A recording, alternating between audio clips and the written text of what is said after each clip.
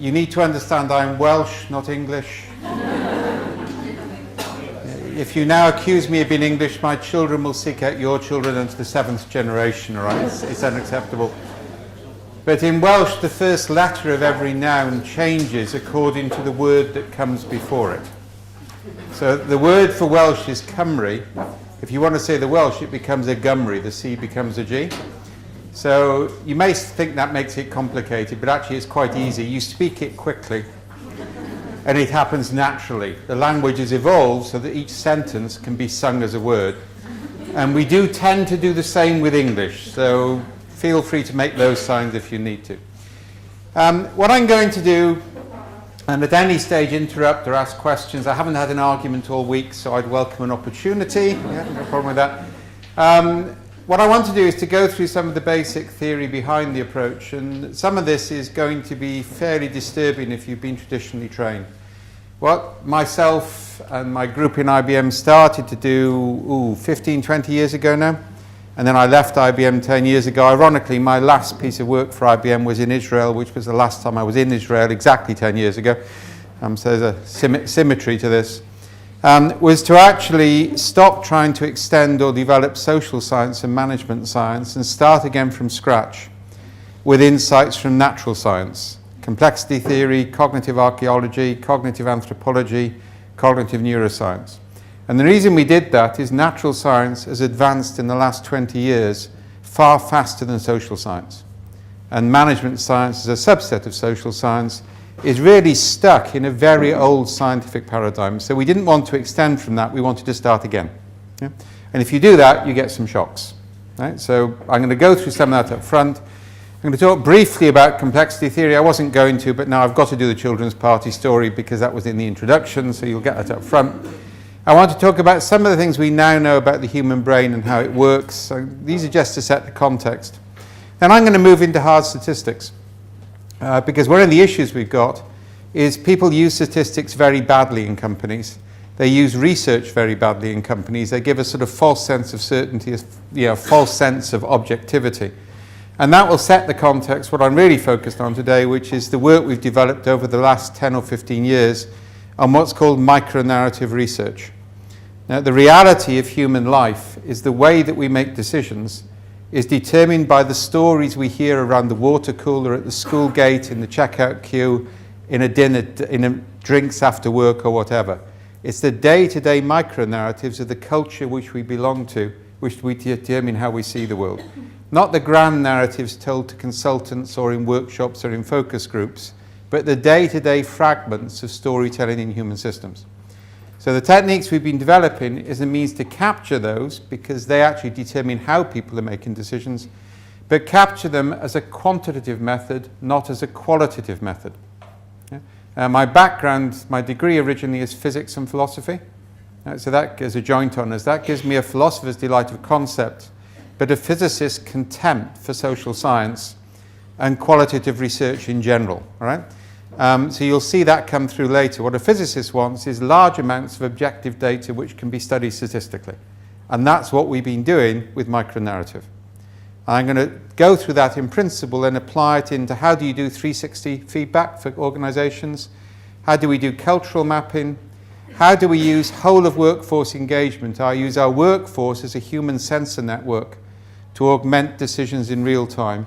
And then finish off with new approaches to innovation which recognize that people work in silos and stop trying to idealistically tell them to share knowledge across silos because they won't, and kind of like recognize that, work with it, but find new ways of interacting between customers, employees, knowledge bases, and everything else. So that's the plan. But I can't get on to the practice until I've done some of the theory. All right? So bear with me on that. I thought I'd start with this slide because the word management has become sort of disorientated within human systems. As you can see from that, it started off around the Italian word, the ability to manage a horse in dressage, which is a much better way of thinking about management than a highly controlled process. You can't send the horse an email giving it specific key KPIs for its achievement next week. It kind of doesn't work like that. You've got and the key phrase here, you've got to co-evolve with the horse. You and the horse have got to work together over a period of time so you can operate in a certain way. You're still the rider, don't get me wrong, leaders are still leaders, but that concept of co-evolution is a key aspect of the way we now need to think about management. So I want to start with that. The other thing is that's a picture of the horse. That's about 12 miles north of where I live. It's one of the oldest primitive works of art in the world, actually. It's the Uffington horse. And you may not know this, but art precedes language in human systems. So there's very abstract cave paintings which you see on walls where they capture the essence of something. They don't attempt to physically represent it. They capture the essence of something in a few lines. Human language evolved from that type of abstraction of the world, whereas Cretacean and ape languages name things. But our language evolved from abstractions, from making sense of the world by imposing our own narrative on it. And that has evolutionary advantages and evolutionary disadvantages that I want to draw on. Yeah? And you can start to see the science based on this coming through. So the first thing is to understand is the basic principle of complexity. Now, you're all familiar with one type of system, which is an ordered system. In an ordered system, you have a rigid set of constraints, which mean future behavior is entirely predictable. And part of the issue we got is that management like predictability, so they keep increasing constraints. Yeah? Now, in some areas, this is a good idea. So, for example, in operating theatres these days, we count the number of surgical instruments left at the end of the operation and check it's the same as the number at the start. Now, that may seem like it's fairly logical, but it's only recently people have done this, and that actually has radically reduced the amount of surgical instruments left in bodies after operations. And you really do not want to know the figures on that because they're really quite scary. They've now had to extend it to cotton swabs because that just replaced the problem. Yeah? Now, that's an example of imposing rigid structure and discipline so that you actually get consistent results, and that's a good example. A bad example is actually making life so difficult for employees that they have to game the system to make it work. When I was at IBM, we did a lot of work, and we identified that the density of informal networks in organizations is directly related to the level of perceived bureaucracy. So the more bureaucratic the organization, the denser the informal networks, because the more people have to do beneath the surface to make the system work despite itself. Yeah, so in order for this neat, tidy, ordered appearance, people have to frantically scrabble and use informal connections in order to get the thing to work for customers or for themselves, which actually means a system which looks efficient on the surface is extremely inefficient because it's wasting a huge amount of time and energy and destroying motivation. And the trouble is the failure builds up into the system to the point where finally failure is catastrophic. The thing breaks down and you get things like fraud become endemic. Now, we see the same thing in health and safety. I'll give a comparable example. These days, health and safety departments in companies aren't about making employees healthier or safer. They're about preventing the company getting prosecuted. I mean, let's just get real. That's their objective. Yeah? The trouble is, therefore, that what matters is to have rules that cover all possible circumstances, as a result of which, in order to get any job done, people have to break the rules. So instead of rule breaking, which is a necessary part of the human condition, being exceptional, it becomes habitual. And when it becomes habitual, people get casual, so ironically, you have more accidents. We're doing a lot of work on health and safety at the moment, and for example, one of the approaches we're adopting is a very different one. You have fewer, simpler rules, yeah, which are rigidly enforced. But then you have a rule about when you're allowed to break the rules. Right? This seems to me quite logical, but it's considered revolutionary in some circles. And then you have heuristics or rules of thumb which control behavior when the rules no longer apply.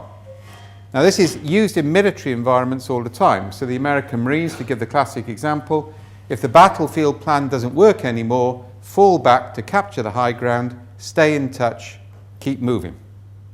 Yeah, and that gives a controlling principle that you can be tested against. The power of heuristics is you can prove whether you complied them or not, but they handle ambiguous situations. Yeah, so to give a personal example, many years ago, when my daughter was this high and charming, she's now 25 and charming, but there was this period in between I prefer to forget.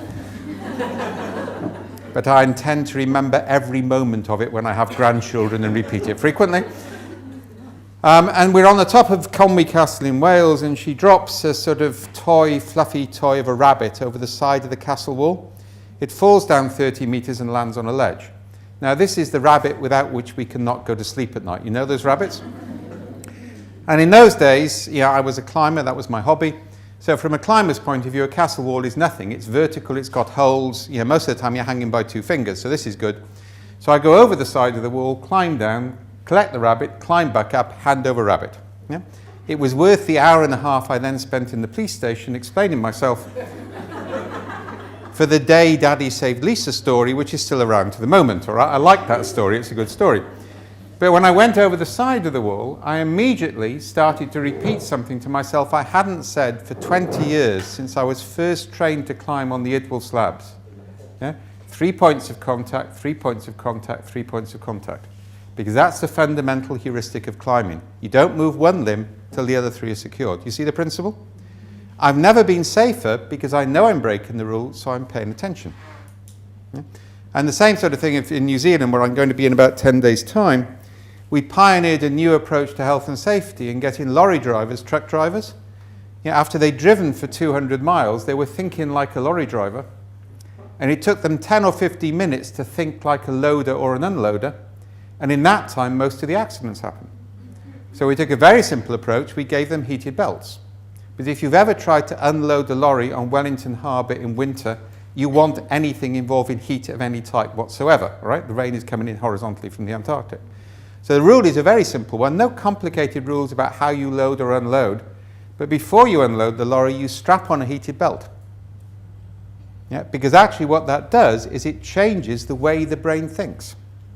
And you know this because if you change your clothes, you think differently. Right? It's called a ritual in anthropology.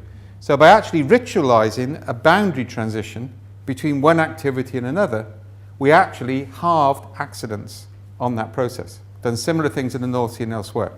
Now I'm giving you those as illustrations because I'm trying to get people to realize we're dealing in humans with highly complex tribal ecological systems.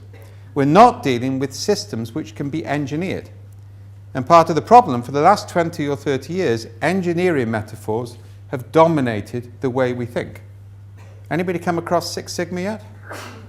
Yeah, I fondly call it Six Stigma. Yeah, business process re-engineering with the worst aspects of American Bible Belt fundamentalism added onto it for good measure. Yeah, it's a cult, and the high priests of the cult get different coloured belts, and if they get a black belt, they actually have high status, so they're exempt from doing any real work, because all they now do is impose cult discipline on people who do. And then they call it Lean Six Sigma, which is a bastardization of Lean, because anybody who knows about Lean knows it's about eliminating the waste that techniques like Six Sigma create in the first place. 3M, if you didn't know it, abandoned Six Sigma in all core-by-core manufacturing because, quote unquote, it was destroying their capacity to innovate. And when the CEO went to Boeing, after they'd abandoned it, and tried to impose Six Sigma, to quote somebody in Boeing, we told him, apologies for this, but this is the actual quote, to fuck off because we'd never make another aircraft. Now, of course, the consultants don't tell you about those stories. They're telling you the best practice case studies from 10 or 15 years ago when the idea was novel. And the problem with Six Sigma is it's a highly rigid engineering approach which assumes you're dealing with machines when actually you're not. You're dealing with ecologies.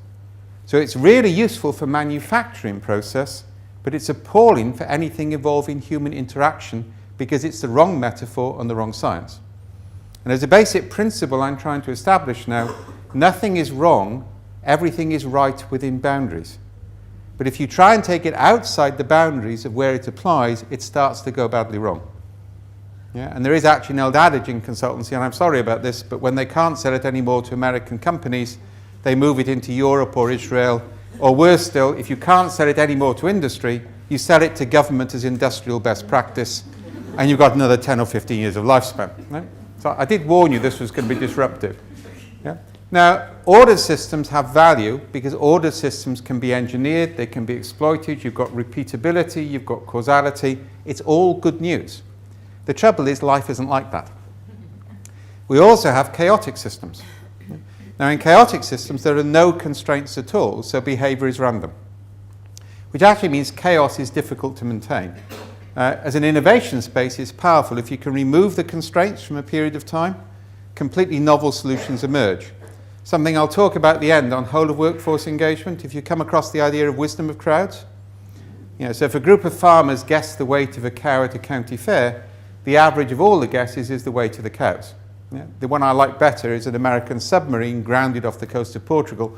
It didn't sink. I was corrected on that by an admiral in Norfolk Navy Base. He pointed out submarines are designed to sink. And I learned from that, if anybody's got 3 stars on their shoulder, let them humiliate you in the first 5 minutes, because then it's out of their system and they might listen to you thereafter, which is a good model for talking with any leader when it comes down to it. So apparently if they go down, they can't come up again. It's called grounding. So they got groups of experts around the world to estimate the position. None of them got it right, but the average of all of the estimates was 6 meters away from the actual submarine. Now this works, actually, James in his book, Wisdom of Crowds, gets the actual causality of this wrong. The 3 conditions which are needed: you have to have experts, you have to have farmers, not McKinsey's management consultants. A group of McKinsey's management consultants guessing the weight of a cow, despite their claims, will not get it right, but it will cost you a lot of money and you'll get a fancy report out of it. Right? First of all, they mustn't know what the other farmers have guessed. Because if one farmer puts up a guess, the others will bracket it. So crowdsourcing isn't wisdom of crowds. It's called the tyranny of herds. It's just people following a pattern. It's why, for example, a lot of us think we should abandon opinion polls in elections. Because what opinion polls do is they tell people what the likely voting pattern is. So instead of people making decisions in isolation, they start to follow a herd. Yeah? And the third thing is there must be no major personal stake other than altruistic in the outcome, because that modifies behavior as well. Yeah? So chaos has a lot of advantages, but to remove all constraints is very difficult. Then we get the third type of system, a complex adaptive system. And this is one where the constraints and behavior co-evolve. Yeah, so basically the constraints are modified as people interact with them, but the constraints modify people's behavior. Yeah? Now, the point about co-evolution, this is a key concept in biology, I'll introduce that in Exaptation later, is that actually with co-evolution comes the concept of irreversibility. Once patterns form as a result of interaction, you can't go back and start again. Now, anybody got teenage children? Now, you know this, don't you? Yeah? I mean, you know this one, all right? You can't say, hang on a minute, the child rearing strategy hasn't worked for the 5 years. We'll call in a HR consultant to actually reassess our HR child rearing strategy. We'll determine a new set of key objectives and goals. We'll determine a set of ideal behaviors. We'll then have a communication strategy to explain this to the teenagers, and life will be wonderful. You kind of know that won't work, won't you? So why do you do it in your companies? All right? Because actually adults are better at disguising behavior than teenagers. You get faster feedback. The reality is you're always dealing with how people perceive the present and how they perceive the past. They will never ever look at your ideas on the basis it's a new proposal. Anything you propose or say will be screened through people's perception of the past, which is why it's critical to understand the micro-narratives, because those determine the perception, which is why we'll come back to that as a research method later. You always need to manage from the present. You shouldn't try and manage towards an idealized future state. And this is the big difference between complexity thinking and systems thinking, and they're different. Systems thinking, whether it's Peter Senge with learning organization, or process re-engineering, or balanced scorecard, or all those sort of things, defines an ideal future state and tries to close the gap, which is what you do if you're manufacturing product. If you're dealing with people, you describe the present, identify in the present what you can change. Out of the things that you can change, where can you monitor the impact of change? Because making change where you can't monitor what happens is just stupid.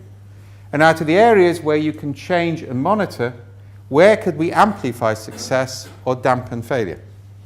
So you actually manage an evolutionary process towards a future state which is more sustainable and more resilient, which you couldn't have worked out in advance. And that's a key aspect. Now, I say one of the best ways, and I'll give you 2 metaphors for this. The first is the children's party story. So I want you to imagine, if you can, that you've got to manage a party for a bunch of 9-year-olds. Can everybody do this? Yeah? And you're managing it in your own house, because you haven't yet learned that the role of community centres is to actually organise children's party where your house will not be damaged in the process. And the function of fire hoses is to clean up after the party and control behaviour during it. All right, so you've got the context on this. Okay, so the basic idea here is dependent on which type of system you're in, you will manage in a different way. So if the system is complex, you'll manage one way. If it's ordered, you'll manage another. Everybody got the idea? Okay. So let's assume that the children's party is chaotic. That means that they're random. All the behavior is random. That means they'll probably discover drugs and alcohol and go on a personal experience of self-discovery. Your house may burn down in the process, but all property is theft and it was socially constructed in the first place, so why are you worried about it? There is a stiletto in that for certain academic colleagues of mine. I don't recommend this. I've got friends in California who've tried it, but never more than once. The recovery cost is very high. The order systems approach, on the other hand, you'd be more familiar with. Under this, it's key to agree learning objectives for the party in advance of the party itself. The learning objectives should be aligned with the mission statement for education in society to which you belong, and should be printed off on motivational posters with pictures of eagles soaring over valleys and water dropping into ponds, and placed around the room where you're going to hold the party. You then produce a project plan for the party. The project plan should have clear milestones throughout the party against which you can measure progress against ideal party outcome. And the senior adult should start the party with a motivational videotape. You don't want the children wasting time in play which isn't aligned with the learning objectives. And then they should use PowerPoint to demonstrate their personal commitment to the party objectives and show the children how their allowances are linked to the achievement of the milestone targets. Following the highly successful completion of the party, you conduct an after-action review, update your best practice database on party management, and mandate future process improvements. If at this stage, for any remote reason, the children aren't happy, you hire an appreciative inquiry practitioner who will get them to tell happy clappy stories so they have happy mental models, and suitably indoctrinated, they'll like whatever you put in front of them next time. Everybody reasonably familiar with this approach to party management? The complex systems approach, on the other hand, is much simpler. We start off by drawing a line in the sand, known as a boundary in complexity theory. We look the children in the eye and we say, cross that, you little bastards, and you die. And one of the things we learned fast as an adult is the value of flexible, negotiable boundaries, because rigid boundaries have a habit of becoming brittle and breaking catastrophically. Then we introduce catalytic probes, a football, a videotape, a barbecue, a computer game, in a hope that a pattern of play will form, which is called an attractor. If it's a beneficial one, we give it more resource. If it's a negative one, we take resource away. So what we actually do is we manage the emergence of beneficial coherence within attractors, within boundaries. And we manage the things that we can manage. We don't waste time in managing things which are unmanageable. So at this very basic level, we do far more effectively with far less resource. And that's one of the reasons why government adoption of complexity theory is high at the moment, and also now industry. Right? So you get the principle? A complex adaptive system is an evolutionary type approach. The other thing to remember about human beings is that fun is important to us. We use humor all the time.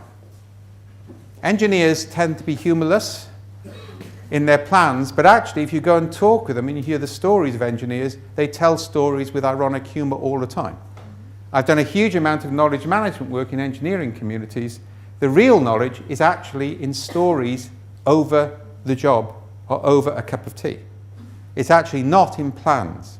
If you don't know it, the way that people describe how they know something a day after they've done it is never the same as the way they know it in the field. In the field, they operate off simple heuristics. If you interview them a day later, you get structured, ordered processes. Right? So that actually has consequences for the way we handle knowledge management as well, but that's for another day. But this concept of fun, of play, is key.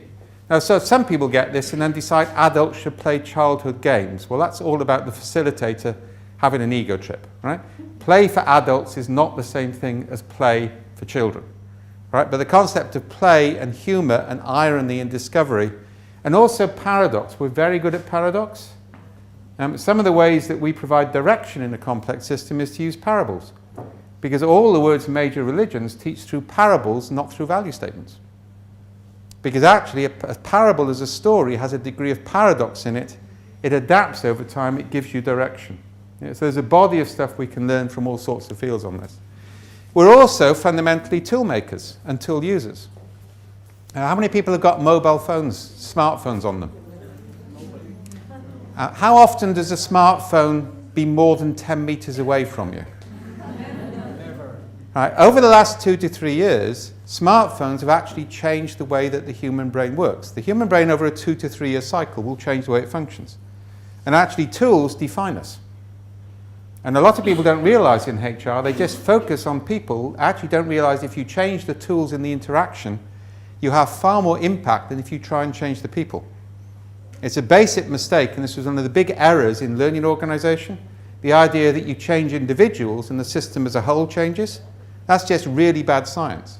If you change the tools that people use and you change the way they interact, they change much faster. Right? So we're actually tool users and tool makers, and we need to recognize that in change initiatives. Giving people the right tool can transform the way they think. Yeah? For good or for ill. And the trouble is, most of the time these days, because we use heavily engineered solutions, it's for ill, not for good. I mean, everybody uses apps on their iPhone, and then compare it with SharePoint. Right? You actually look at it, the systems that people design as engineers are huge, complex systems which try and do everything. The systems we all use on a day-to-day basis are multiple, fragmented, adaptive. All right? And the reason is we evolved to handle that type of system, not the massive, great structured systems, the enterprise-wide systems. We can move on from that. And then finally, the thing I'm building off here is we're storytellers. Fundamentally, we're defined by our stories. Our stories determine the type of culture you are. Look at the difference between America and Europe. In America, the political spectrum is very narrow. Yeah, I mean, they have a level of right-wing extremism which we just don't see in Europe. And they regard, what we regard as mildly socialist people as extreme left-wing communists. And I remember driving from Dallas to Albuquerque and just seeing signs up, Obama is a socialist. Well, anybody who knows anything about politics knows he's a right-wing liberal from a European perspective. And there's no genetic difference between Europe and the States. One came from the other. The difference is the story patterns that they live through. I actually put Fox News on by mistake last night, which meant I had a sleepless night. But the stories that they tell are completely different, and they reinforce actually a distance from the real world, which is actually quite scary. But we're determined by our stories, and stories are fractal. Work groups have stories. The work we've done, and one of the interesting things to do is to capture the key stories from an organization, which you can do quickly. In fact, we now make those into books. So with NAVAIR, one of the big US Navy things, we're capturing stories continuously. And the stories that people think everybody should hear that they will remember forever with high emotional content get printed off for each new commander as a book. And what's interesting, the commander reads those stories, whereas they don't read the briefing document, because those stories summarize the culture they're coming into. And what you actually find is within 1 or 2 months of joining a company, people are modifying their own life stories to conform with the dominant pattern of the story in the organization to which they've joined. And it's actually quite interesting because that is actually the way that culture transfers even in companies with rapid staff turnover. So that's important to realize. So, statistics. Everybody familiar with this beastie? It's called a bell curve. Yeah? All God's children use bell curves, right? The way we normally assess risk, the way that we actually look at, for example, pay grades, all these sort of things, is we use distributions. So I'll use this in risk because that's the most important context. The basic idea is if I've covered off everything here, I've done all that can be reasonably expected of me, and everything here is called an outlier event, or in risk, a low probability but potentially high impact event. The point is I can't be expected to deal with it because it's so low probability it isn't going to happen. Okay, everybody got that? The trouble is you don't often get Gaussian distributions in nature. What you often get is a Pareto distribution. This is a double log scale of size against frequency, also known as a power law.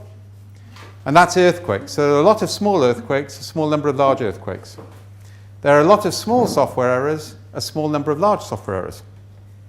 Yeah? There are a lot of small financial trades, a small number of large financial trades. I could go on. Virtually every human and natural phenomena, if you do a double log scale of size against frequency, produces that straight line. It's not straight at the top. We'll come back to that. That's called a power law. If I overlay a Pareto distribution on a Gaussian distribution, I get that. my so-called low probability event actually turns out to be a medium probability event and far more likely than I thought. When we presented this at the Academy of Management 2 years ago, I called this the New Orleans levees problem. People assessed the risk that the New Orleans levees would fail on the assumption that flooding is Gaussian when actually flooding is Pareto. So what all of your organizations face all of the time is a so-called extremely improbable events actually have a higher probability than you think. Dave? Yeah? You're talking now faster than... Okay, I'll slow down a bit. Okay. So basically, if we take this type of distribution, it means things that we dismissed are now more probable than we thought. Now the trouble is, in order to prevent failure at this extreme in the tail, you have to spend a huge amount of resource. Look at the money that governments spent in airports to prevent terrorism. It's out of all proportion to the actual risk. You're at far more risk of getting knocked over by a bus walking out of your hotel in the morning, but because of the fear factor, we have to spend a huge amount of money, and actually that costs companies and organizations a fortune. Yeah? The reality is, and this is the new strategic shift, is we need to move from robustness, which is preventing failure, to resilience, which is realizing a degree of failure is inevitable and actually provides an opportunity. And at that point, the most important thing is early detection, fast recovery, and therefore, by definition, fast exploitation of the results. If you're dealing with a highly uncertain future, your sensor mechanisms to actually get so that you see things before other people see them are critical. And you can't do that as a single human being or as a single group, because the patterns of past success entrain the inevitability of future failure. It's why companies who succeed sooner or later fail, because the dynamism and the openness which is at their commencement is lost as they succeed, and those patterns become entrainment patterns on the collective consciousness of the group. So we need to change the research method to do that. And fundamentally, if you look at this, so let's take the Pareto one. In a Gaussian universe, remember it wasn't straight at the top? This is where many things have happened in the past which will repeat the same way in the future. So that is a Gaussian universe. So there I'm dealing with anything which is probable, and traditional methods work well there. As I move further to the right, the number of things which have happened in the past which will repeat the same way in the future is going down. So now I have to deal with anything which is possible. And the set of things which are possible is larger than the set of probable. And that's companies do that with things like scenario planning, contingency planning, all of which have value. But as I move further to the right, I'm now in a true Pareto universe, and I'm moving beyond the point where hypothesis-based research will work. Because the trouble with a hypothesis, which underpins questionnaires, focus groups, employee satisfaction surveys, everything else, is the hypothesis limits what you see. Yeah, almost by definition. And case-based approaches fail because the cases are not going to repeat. One of the big problems in social science is the confusion of correlation with causation. The fact that 10 successful companies have CEOs with regular bowel movements, it doesn't follow that if you recruit your CEO on the basis of observing the toilet habits of recruits, that you will be successful. But virtually every article in the Harvard Business Review makes that error. It confuses correlation with causation. Yeah, you can learn from correlation, but you haven't got a recipe which will repeat. And as the context becomes more uncertain, recipes and cases become more and more dangerous because they prevent you seeing things that you need to see. Yeah, so at this point, we're now dealing with anything which is possible, or plausible rather, and that leads us into the stuff I'm now going to finish off with, which is non-hypothesis research or abductive research. Now, abduction is probably not a familiar term. Deduction in logic, if A, then B. Induction, cases. All the cases of A have B, therefore we can assume some association, yeah, in terms of the way it works. Abduction, yeah, the great contribution of the American pragmatist to logic, the most plausible connection between two apparently unconnected things. Now, that is what weak signal detection is about, and our background is counter-terrorism, although that's very little of our work these days. The ability to make a connection between things which are apparently unconnected is a key survival skill under conditions of uncertainty, and that requires new research methods and new approaches. So that's what I want to work on to now. So that was kind of like the theoretical background. Everybody got that? Okay. It also, by the way, means that we move from trying to anticipate the future to triggering human beings into a heightened state of alert when things are likely to change. Give you two examples of that to make the point. We're doing work at the moment in hospitals because one of the big issues is premature discharge of patients. I mean, it's always an issue, but these days for American hospitals it's a bigger issue because they have to pay major financial penalties if they do it. So they're putting money in. So what we're doing there is tracking patient stories. So every patient who comes into the hospital tells continuous stories into a quantitative framework during their visit. We can then actually look at that data because and doctors do the same thing. They construct narrative. We've now got data indexed when people didn't know there was an adverse outcome. Then as patients are discharged prematurely, we re-index the data with the benefit of hindsight. It's then a simple bit of Boolean mathematics to trigger an alert. A patient tells a story, indexes it, it goes over a threshold level, it creates an alert, not to say you shouldn't release this patient, but to say you need to look at this patient more closely. Now we're now starting to do that's actually where we came from in strategic threat for governments, in army, in social work, and we're now starting to look at that as a new dynamic of strategy for companies. The ability to use the entire workforce to observe data and then trigger strategic alerts for executives when they need to pay attention. Now, this is important for HR because you own the cross-silo human resource, which is probably the key capability for the future. So starting not just to manage it for traditional ways, but manage it as a decision support tool is, to my mind, the next big generation of thinking for HR departments, and it makes them more strategic in terms of what they're doing. So that's what SenseMaker is about. Key elements on it. First of all, it's a non-hypothesis-based research method. Yeah. We've actually got some pioneering work on it. One of the ones I'm proudest of is a project in Africa where we got young kids who've been subject to genital mutilation and rape who are now acting as field ethnographers on iPads to illiterate communities, to people who are at risk in those communities, and capturing stories from them which have never been heard before. Yeah, so we're distributing the power of interpretation to the research subject and taking it away from computer algorithms and experts. Yeah, that actually allows us to use extensive networks of people to capture narrative on a frequent basis. Right? And again, that's this sort of abductive type research basis. So I'll just put all those bullet points up and move on.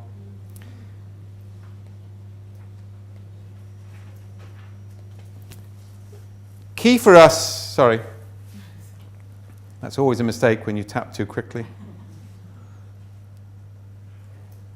Now, I want to make something clear, because in conversations yesterday, we had a few conversations where people got het up on the story word. In practice, what we mean is any fragment. It can be a casual conversation, a sentence. We allow people to take pictures, to draw pictures, to record stories. You know, stories are convenient shorthand, but sometimes we call them sense-making fragments, but that's a bit jargony. But the principle is you want to capture things from people in situ.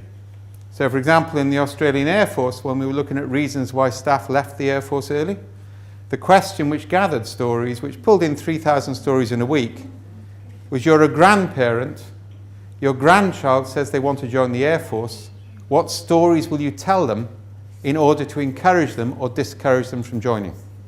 You see, that's a non-hypothesis-based question designed to elicit a story. In corporate culture, which I'm going to come on to in a second, take a picture which summarizes why this company is a good place to work in is actually a very effective way of getting people to tell a story.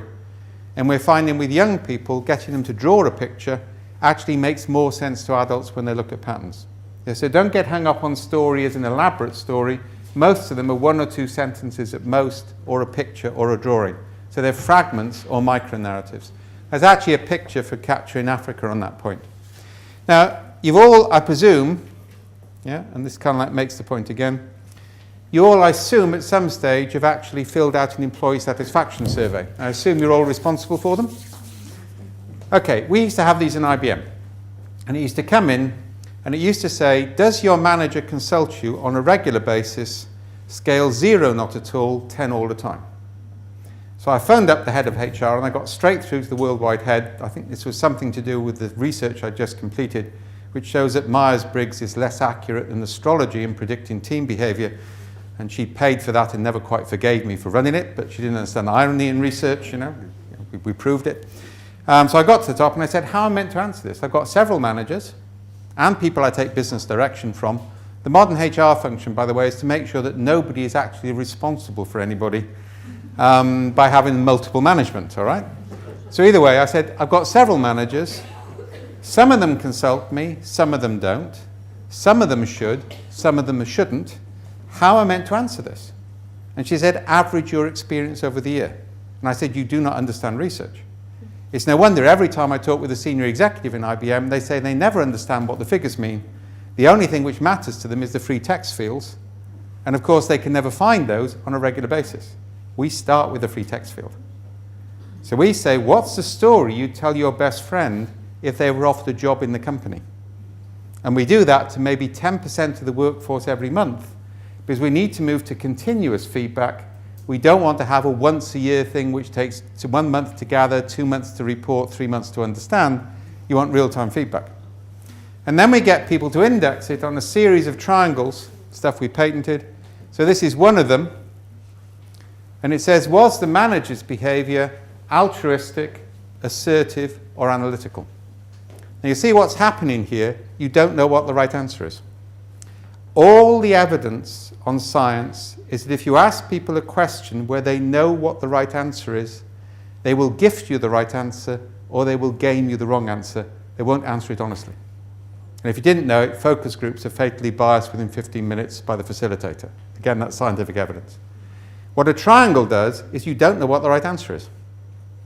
So actually it's like a game. It makes human beings curious. They spend 4 or 5 times as long deciding where to place something.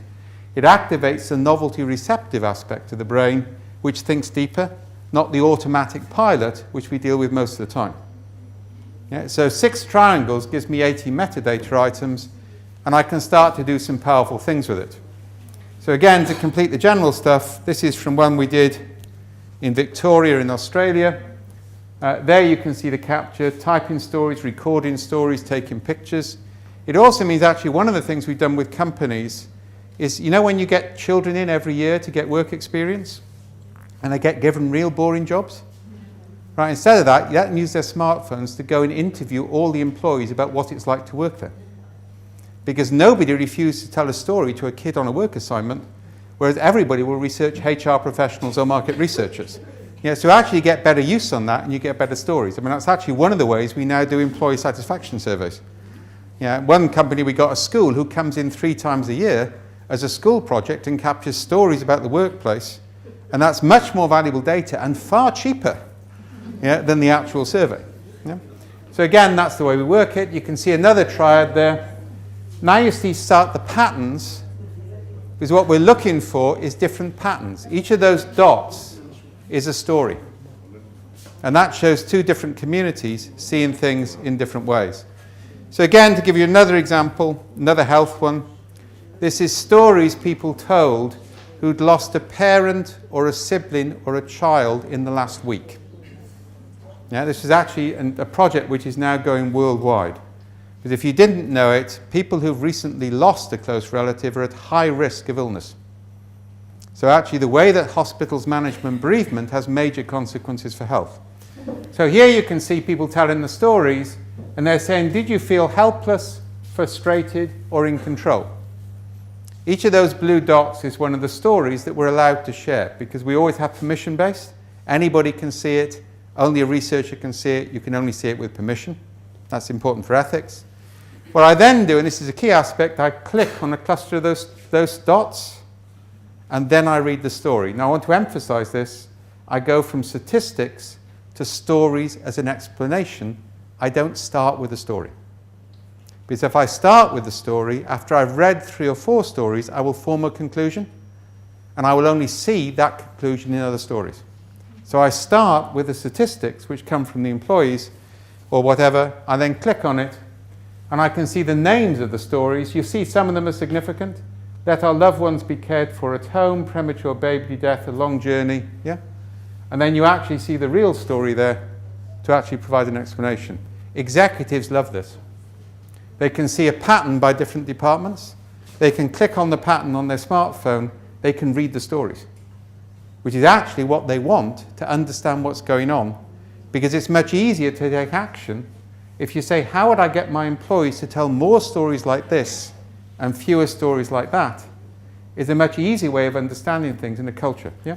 Sorry to interrupt, but the main thing that I'm concerned with this method, which sounds quite amazing and innovative, is the question of how discrete are the stories. Because when I ran the satisfaction survey in the past, the thing that you found and managers found most interesting are indeed the remarks, but we did have many employees that were reluctant in sharing the remarks because they said, my manager is going to identify me by the remarks. That's got it.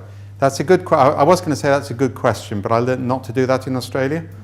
I did it for the board of Lend-Lease, and the guy turned to me and said, I didn't ask you to rate my question, you pommy bastard. I asked you to answer it, right? So I share that when we use the put down. Now, it's an important point, and that's where we do permission.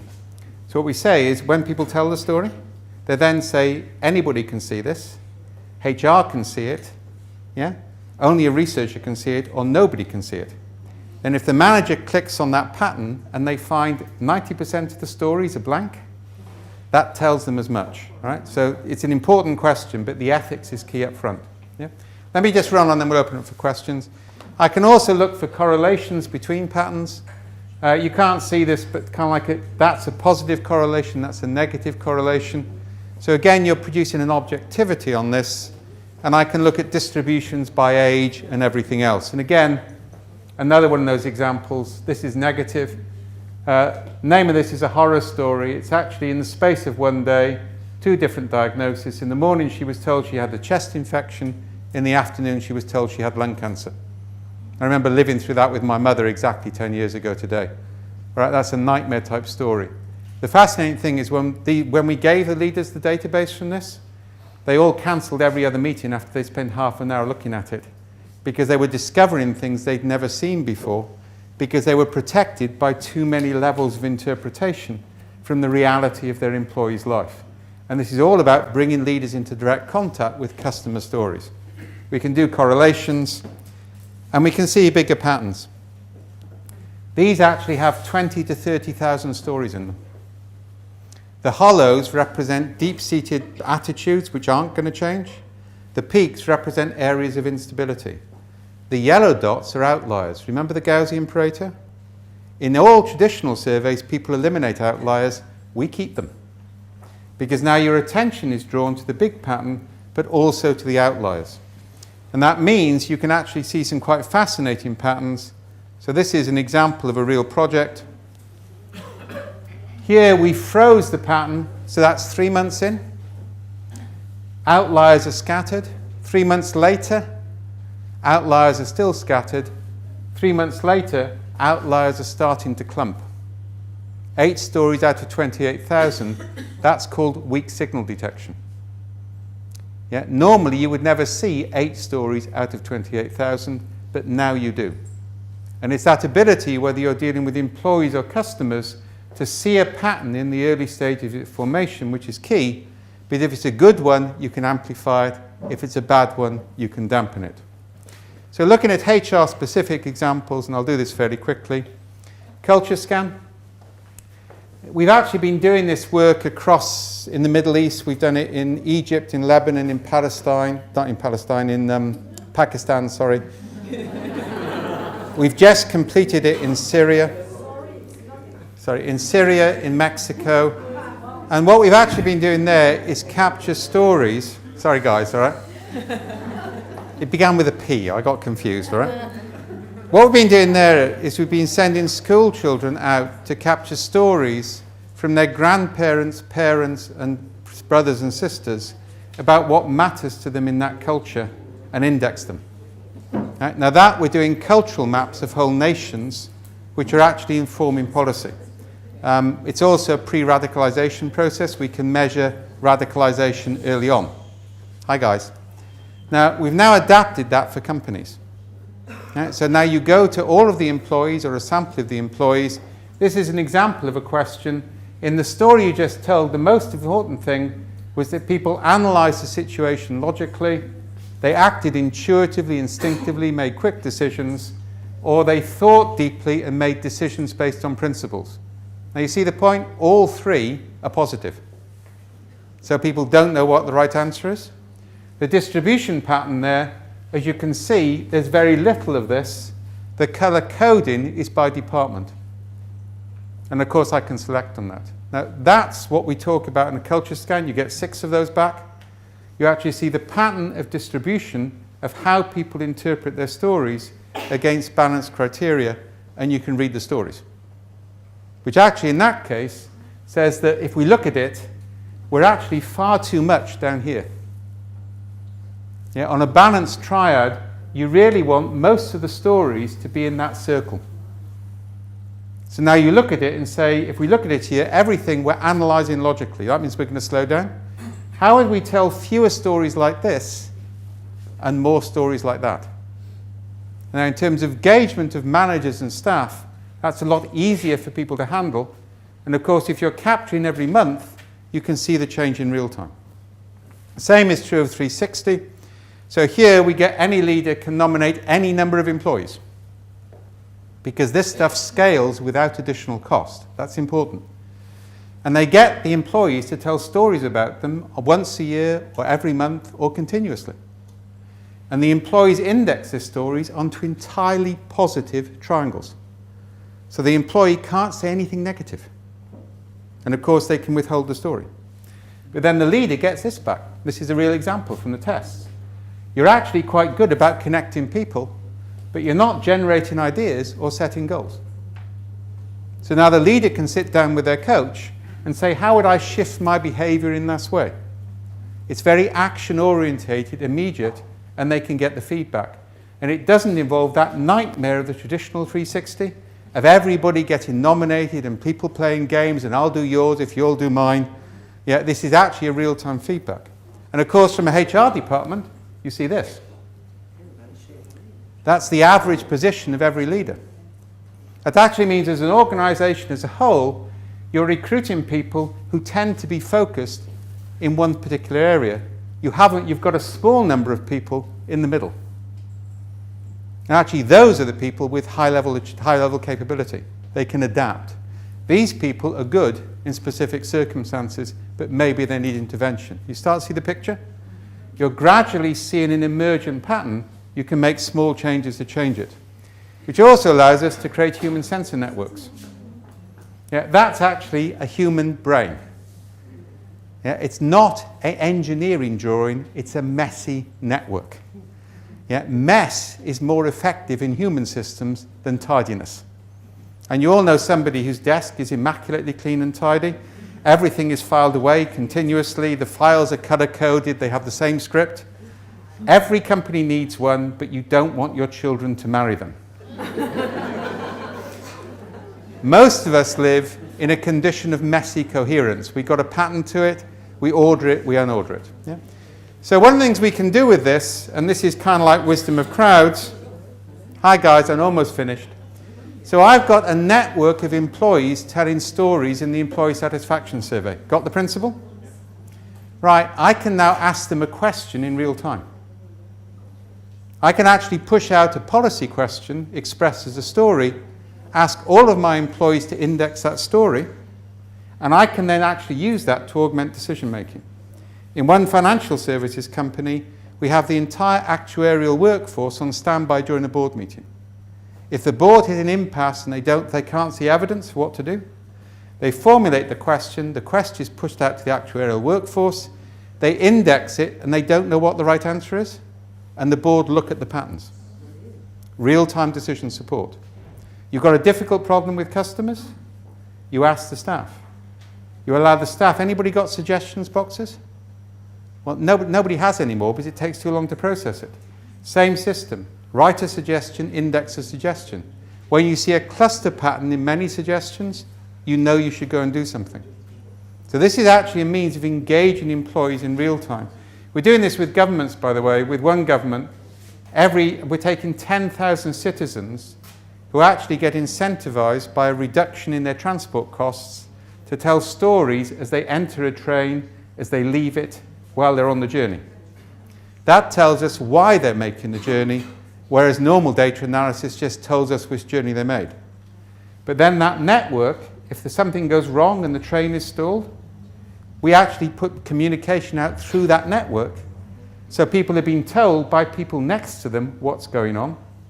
And also we can use that network to get real-time feedback if we need to ask questions. And again, this is using sensor networks in powerful ways.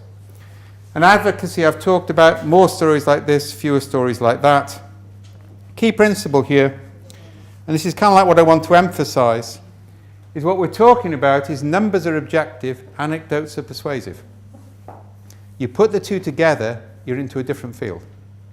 What we've actually discovered is that leaders will make radically different decisions against their prejudices if they got numbers backed up by stories.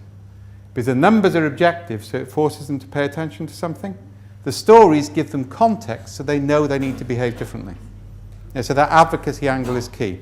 And the final point on this, I'll promise you a biological concept. So I'm starting off with dinosaurs, and make no metaphor for HR here whatsoever. You understand, dinosaurs were extremely successful for a long period. Dinosaurs developed feathers for warmth or sexual display or some combination of both. The feathers then exapted to allow flight in birds. Feathers didn't evolve for flight, they evolved for something else, and accidentally they got used for flight. It turns out exaptation is more important than adaptation. That little pink thing is a cerebellum of your brain. That evolved to manipulate, fine-grained manipulation of muscles, so you could pick seeds out of seed pods. It now handles grammar in human language. Language, it didn't evolve for language. Language exploited an existing capability. And it turns out this is far more important for evolution than adaptation, which is really upsetting people like Richard Dawkins, but anything which upsets Richard Dawkins is a good thing, in my book. In human systems, Bangkok floods, somebody had a brand new car, they'd had a big piece of furniture delivered in a plastic bag, they had the bright idea, they put the car in the plastic bag in the garage, sealed the end, it survived the flood. There's now a whole industry in Bangkok producing bags for cars for floods, which is a pity the New Yorkers didn't realise in Hurricane Sandy, but of course New Yorkers will never take an idea from anybody who isn't a New Yorker anyway, so they deserve everything they get. 1947, somebody noticed that a chocolate bar melted in their pocket when they were maintaining a radar machine. We got microwave ovens. Get the principle? Right, exaptation. How do you find things that you already know which can transform your business? Because accidentally you may find them, but we need to manage for serendipity, for accidents. So let's take a final example. On my left, customer stories, indexed by customers. On my right, company capabilities indexed by employees. This isn't a structured approach, this is designed for accidents. I then smash the databases together and I get cluster patterns of customer stories that match capabilities from different silos. I then look at those and I say, okay, why have these stories linked with these capabilities? And we've already done this with Philips to actually create 3 completely new service lines because it's taking lighting developed for a football stadium for use in a garden. That's exaptation. Again, you own the employees, you own the capability.